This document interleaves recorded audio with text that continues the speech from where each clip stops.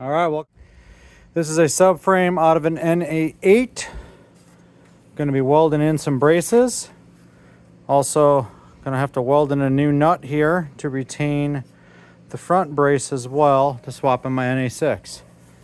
So the first thing we're going to do is we're going to clean this up as best we can with a wire wheel. Spray some weld through primer, put the plate in, weld it in, watching temperature.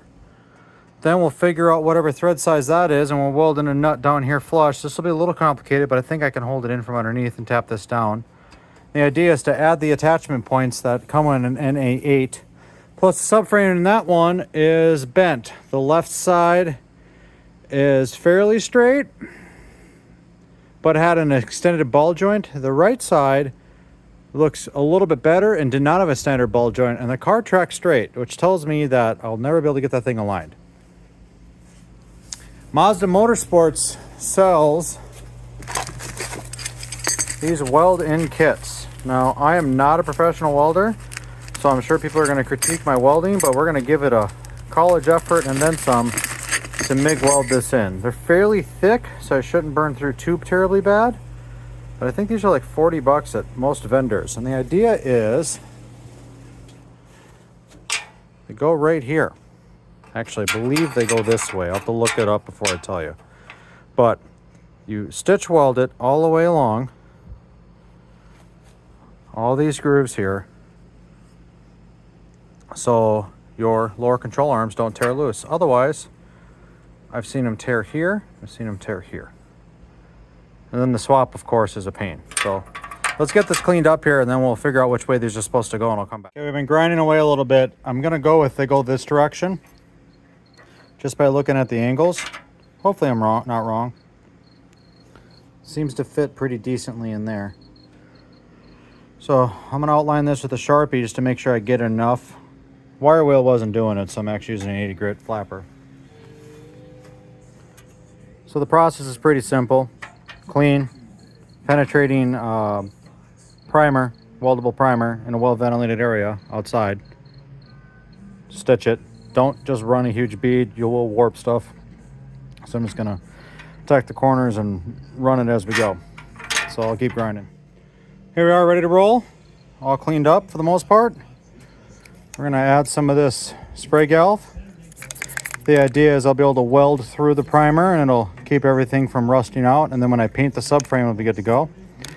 Now online it says 5-minute top coat or 10-minute top coat, respray immediately. So we're gonna do a bunch of little light coats and put the cardboard down. So I got one side welded in. Again, this is not a welding channel. I'm just a really bad hack.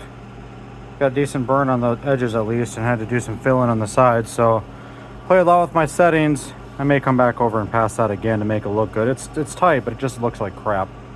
I'm gonna go to the other side. This stuff really takes some heat to burn through. I'm at 5 and 60 on the good old Cobalt Handler 190 here. So let's flip it around and do the other side.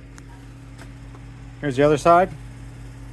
Not the greatest, but we're learning as we go here. That's why we start with cheap cars. You can tell where I'm starting and stopping, but we're learning to put some heat into it finally. So we'll let this cool, we'll primer it and paint it, but that's it. Now it's reinforced, so we'll prime and paint and then we'll install. All right, so we got these all welded up and they're ready for paint, but I was inspecting down here and I forgot that I had to pull out the welded nut for the brace that goes across the back here. So this one looks like it'll tap out just fine. This one, there's no captive nut. So what I did is I went and got an M12 by 1.5, and the plan is I'm gonna drill this hole open a little bit more, the unibit, so the nut clears. And then I'm gonna weld the nut to the washer. I'll take off the zinc coating, of course. And then I will set it right in here using the bolt as a centerer to hold it. And then I should be good to go. So let's grab a unibit and open that up. So we got her opened up, so this will fit. No problem. So now I'll just have to get these two to fuse together, and I'm gonna keep the bolt in there to keep them centered. And we're just gonna clean that up a little bit and then just tack it. So there we go. I've ground off all the zinc coating on everything.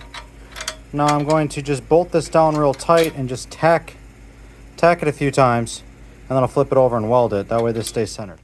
Got a little excessive with the welding, so I'll have to do a little bit of grinding to clean it up or open up the hole a little bit more. So I want the washer to sit flush, but nut's not going to go anywhere, that's for sure. And this, of course, spins freely, no problem. So that's how you do that. I will put it on there and clamp it in place. Or I'll probably use a magnet to hold it in place and just tack it once it cools off. All right, there it is. It ain't pretty, but it's not going anywhere. So what we'll do now